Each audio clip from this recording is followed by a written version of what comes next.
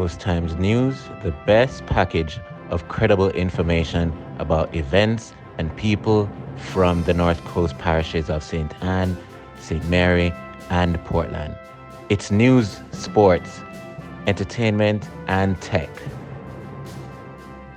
And now, the news. I am Sophia Lishu Palmer. Murders continue to increase in St. Ann compared to last year. Up to last week, Thursday, 22 murders had been committed in St. Ann compared to 14 for the same period last year. Deputy Superintendent of Police Linton Bailey told the St. Ann Municipal Corporation Thursday that major crimes were down but not murders. Among those killed last week were a 43-year-old U.S. citizen, Gregory McIntosh of Brooklyn, New York, who was staying with relatives in Moneague, a 42-year-old watchman, Noel Williamson of Ocho Rios, killed at the hardware where he worked, a 67-year-old bus owner from Exchange, Christopher Smith, shot dead in his yard, and a 28-year-old Tevin Pinnock, otherwise called Shatty, a laborer of St. Thomas, mobbed in Alderton after he was accused of being a goat thief. People are still talking about the huge crowd that attended the 35th staging of the St. Mary Agri Expo on Easter Monday. It was held at JP Farm Sports Complex, Anotta Bay, and showcased products and the various companies and agencies across the agricultural sector. There were displays of agricultural crops and livestock, including small ruminants. Also, there were several exciting contests, including farm queen, jelly drinking, coconut husking, and grease pig.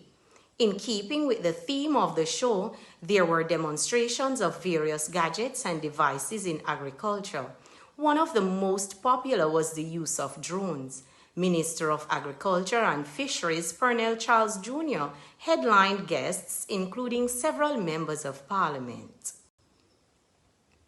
The Portland police are still trying to find out who is responsible for the death of a homeless man in the parish capital, Saturday, April 15. Dead is Lee Donald of Long Bay in the parish. His body was found with wounds to the neck on the corridor of a closed store on West Street, Port Antonio. A 72-year-old Portland man has been sent to prison for sexually abusing a relative nearly 30 years ago when she was a child. He was accused of sexually assaulting his relative, first when she was 7 years old and again when she was 12 years old. On the first occasion, she had gone to stay with her grandmother when the assault took place. She is now 37. The FIFA Women's World Cup trophy touched down in Ocho Rios this week as part of its global tour. The trophy came to Jamaica ahead of the FIFA 2023 Women's World Cup tournament this summer in Australia and New Zealand. Staff and students at the school were quite enthusiastic in welcoming the team of officials traveling with the trophy through the island. Among those there were Novelet and Andrew Brown, parents of reggae girl Jody Brown. Mr. Brown showed off a framed photo collage highlighting his daughter's exploits on the football field. Jody, a valued member of the Jamaica team, is from Lime Hall in St. Ann. The global tour will see the iconic trophy being displayed in the 32 countries participating in the tournament.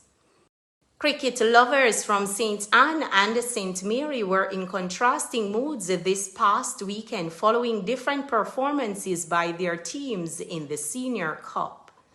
St. Ann was celebrating a massive win over Westmoreland while St. Mary was reflecting on what could have been better after they lost to St. Catherine CC in that parish. Trevon Williams ended the season for St. Mary with the most runs and Dario Walker took the most wickets. St. Ann had much to celebrate as opener Damian Bryce starred the show, scoring centuries in both innings. Christopher Lamont took the bowling honors, helping to send St. Catherine to a first innings loss. St. Ann goes to the semi-finals this weekend with home advantage at Discovery Bay.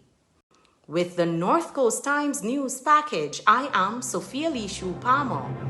Until then. Information you can rely on. Please subscribe, like, and share. You can always find the latest news on our website, northcoasttimesja.com, and our Facebook page. We're also on Twitter and Instagram.